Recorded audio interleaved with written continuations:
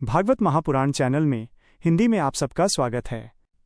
श्रीमद् भागवत महापुराण द्वितीय स्कंद 5वां अध्याय विस्तृत व्याख्या। इस अध्याय का नाम है सृष्टि का वर्णन। यह अध्याय उस समय का है जब देवर्षि नारद अपने पिता ब्रह्मा जी से सृष्टि के रहस्यों के बारे में जिज्ञासा प्रकट करते हैं। 1. नारद जी की जिज्ञासा और ब्रह्मा जी का विनय।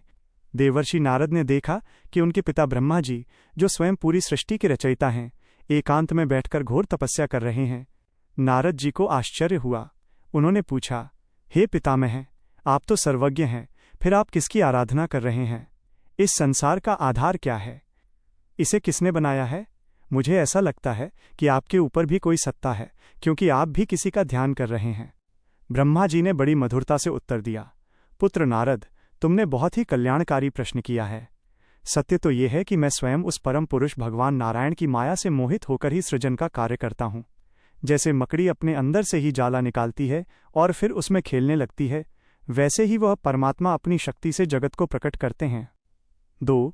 तत्वों का सूक्ष्म जन्म, सृष्टि क्रम। ब्रह्मा जी नारद जी को समझाते हैं कि भगवान नारायण ही दृष्टा और ईश्वर हैं। जब उनकी इच्छा एक से अनेक होने की हुई, तब उन्होंने अपनी माया को प्रेरित किया। माया के 3 गुण, भगवान की शक्ति से सबसे पहले प्रकृति में हलचल हुई और 3 गुण प्रकट हुए, सत्व, ज्ञान, रज, कर्म और तम, अंधकार। अहंकार की उत्पत्ति। इसके बाद महतत्व से अहंकार पैदा हुआ। ये अहंकार 3 तरह का था, सात्विक, राजस और तामस। आकाश और शब्द। तामस अहंकार से सबसे पहले आकाश उत्पन्न हुआ। आकाश की तन्मात्रा शब्द है, इसलिए शब्द ही आकाश का मुख्य गुण है। वायु और स्पर्श। आकाश में विकार होने से वायु पैदा हुई। वायु में अपना गुण स्पर्श तो है ही, साथ ही पीछे वाले तत्व आकाश का गुण शब्द भी इसमें मिल गया। अग्नि, तेज और रूप। वायु से अग्नि प्रकट हुई, इसमें शब्द और स्पर्श के साथ नया गुण रूप दिखाई देना जुड़ गया। जल और पृथ्वी। अग्नि से जल और जल से अंत में पृथ्वी उत्पन्न हुई।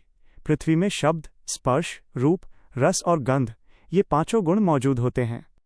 3. इंद्रियों और मन का प्राकट्य। ब्रह्मा जी बताते हैं कि राजस अहंकार से हमारी 5 ज्ञानेंद्रियां, आँख, कान, नाक, जीभ, त्वचा और 5 कर्मेंद्रियां, हाथ, पैर, वाणी आदि पैदा हुईं। सात्विक अहंकार से हमारे मन और इंद्रियों के अधिष्ठाता देवताओं का जन्म हुआ। 4. विराट पुरुष का अद्भुत स्वरूप। जब ये सारे तत्व अलग अलग थे तो वे संसार का निर्माण नहीं कर पा रहे थे। तब भगवान ने अपनी शक्ति से इन्हें आपस में जोड़ा। इससे एक विशाल ब्रह्मांड रूपी अंडा बना, जो 1000 वर्षों तक जल में रहा। जब भगवान ने इसमें प्रवेश किया, तब वह विराट पुरुष के रूप में जागृत हुआ। इस विराट पुरुष के हजारों मुख, हजारों आंखें और हजारों पैर हैं। विद्वान पुरुष इसी विराट पुरुष के अंगों में पूरे ब्रह्मांड की कल्पना करते हैं। उनके मुख से ब्राह्मण और वेदों की वाणी निकली। उनकी भुजाओं से क्षत्रियों का बल प्रकट हुआ। उनकी जांघों से वैश्यों की आर्थिक शक्ति आई। उनके चरणों से सेवा करने वाले शूद्र उत्पन्न हुए। 5. लोकों की व्यवस्था। ब्रह्मा जी ने अत्यंत सूक्ष्मता से बताया कि उस विराट भगवान के शरीर में ही 14 लोक बसे हैं। उनके चरणों से लेकर कमर तक 7 पाताल, अतल, वितल, सुतल आदि हैं। उनकी नाभि में भुवर लोक है। उनके हृदय में स्वर्गलोक है।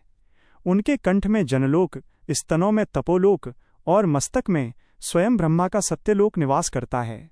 अंत में ब्रह्मा जी कहते हैं, हे नारद, जो कुछ भी दिखाई दे रहा है वो सब नारायण ही हैं।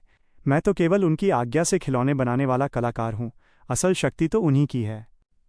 इस प्रकार यह 5वां अध्याय हमें यह सिखाता है कि हम सब उसी एक परमपिता के विराट स्वरूप का हिस्सा हैं।